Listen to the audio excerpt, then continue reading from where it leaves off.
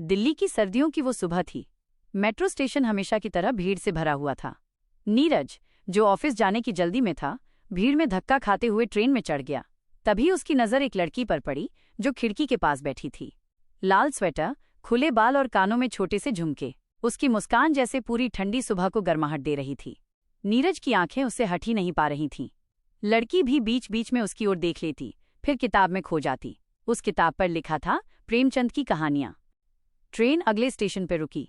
लड़की ने किताब बंद की और उतरने की तैयारी की। नीरज अचानक हिम्मत जुटाकर उसके पास गया और धीमे से बोला, माफ कीजिए, क्या मैं पूछ सकता हूँ, आप रोज यहीं से जाती हैं?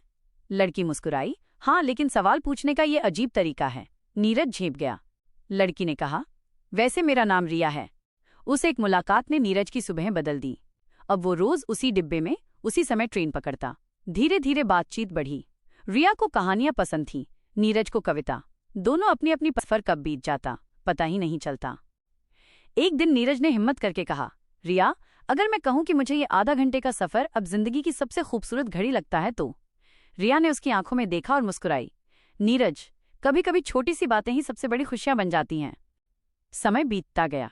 ऑफिस की व्यस्तता, परिवार की जिम्मेदारियां, सबके बीच वो आधे घंटे का सफर उनके लिए किसी जादू से कम नहीं था। लेकिन जिंदगी हमेशा सपनों जैसी कहाँ होती है। अचानक एक दिन रिया ने बताया कि उसका ट्रांसफर मुंबई हो गया है। नीरज सुनकर सन्न रह गया। दोनों के बीच चुप्पी छा गई। स्टेशन पर पहुंचकर रिया ने धीरे से कहा, शायद हमारी मुलाकात यहीं तक थी, पर जो पल हमने जिए वो हमेशा मेरे साथ रहेंगे।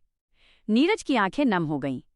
उसने सिर्फ इतना कहा, कभी वक्त मिले तो मेरी कविताएं पढ़ लेना, उनमें तुम्हें जरूर पाओगी। रिया मुस्कुराते हुए चली गई। नीरज ट्रेन में खड़ा रह गया।